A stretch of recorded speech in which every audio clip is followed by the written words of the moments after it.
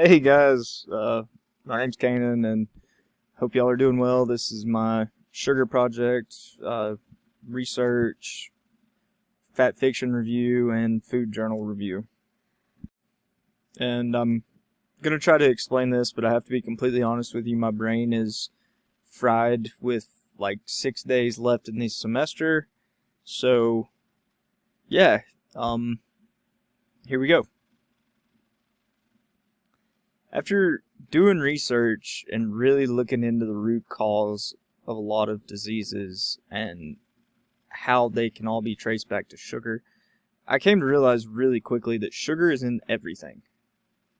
I mean, you could go into your cabinets and pull out everything, and 95% of it is going to have some form of a sugar in it. And the biggest thing I found was like how everything can kind of relate back to sugar intake, obesity.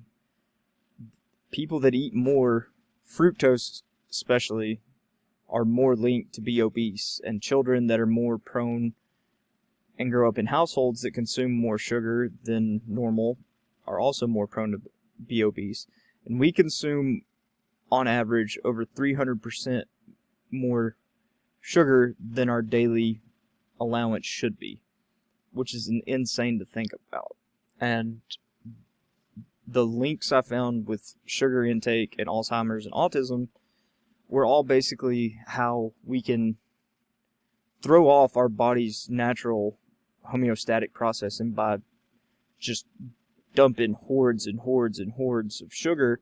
And developmentally with autism, it happens when the mother's pregnant because of just the hyperglycemia of just the sugar intake. And with Alzheimer's, it messes up the brain to where it basically goes into starvation mode because it cannot process the glucose efficiently to use it for fuel, and that's what our brain uses for fuel, is glucose.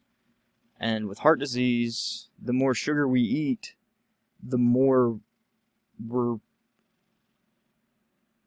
opening ourselves to high blood pressure, vasoconstriction, and that's what leads to heart disease. It's not anything else but just what happens after we eat sugar. And obviously type 2 diabetes, you eat more sugar, your body has to process more sugar, you're more likely to be overweight, and the environmental factors are more likely to be there. You're less likely to exercise because you are overweight, and it leads to more and more issues. I really didn't understand the plethora of issues that came with sugar intake until I started doing this research. And once I figured out, it's costing healthcare $140 to $210 billion a year just on the basis of health issues related to this. And so I thought that was really, really interesting.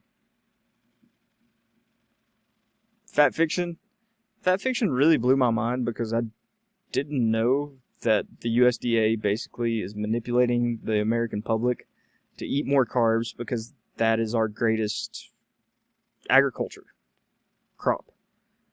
Grains, barleys, things of that nature, that's what we do best. And of course the Department of Agriculture is funded by how much they make, and so that really blew my mind. And then how doctors are literally having to fight to keep their license just because they're trying new things and going against the grain, literally against grain, and to help people with diabetes and help people actually be healthy. And instead of giving a band-aid, they're going to the root of the problem and trying to fix the problem instead of just covering it with some medicine or some pill or some miracle thing. They're actually looking into diet as being one of the drivers for health issues, which I thought was really cool.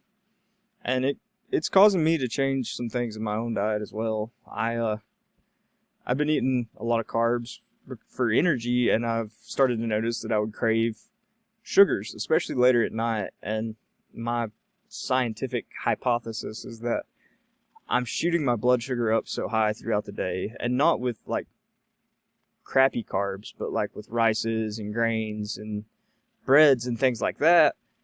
But then when I finally bottom out and settle down in the afternoons, all I want is chocolate. All I want is Nutella, cookies, like everything like that.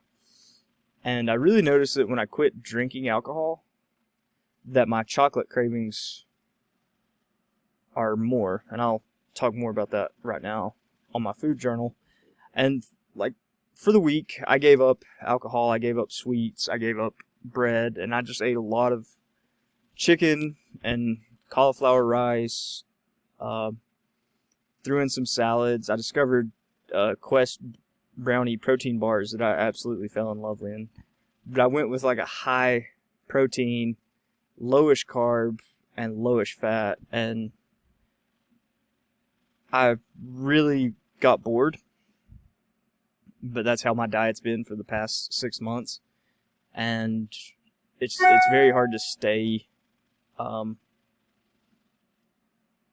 track with it, because it does get boring. Like, you're eating the same thing over and over again, and it just gets really hard sometimes, at least for me.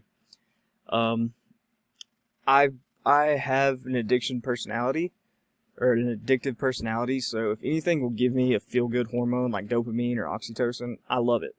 Alcohol, chocolate, X, Y, and Z, like, I absolutely love that stuff, because that's my little monkey brain just hitting the pleasure button over and over and over again when I eat sugar, basically. And so that was really, really cool to actually be able to see that happen on paper, and now I can like move forward and work on eating less carbs and more fat to try to satiate myself throughout the day, but still get good workouts in. And that's it. Thanks, guys.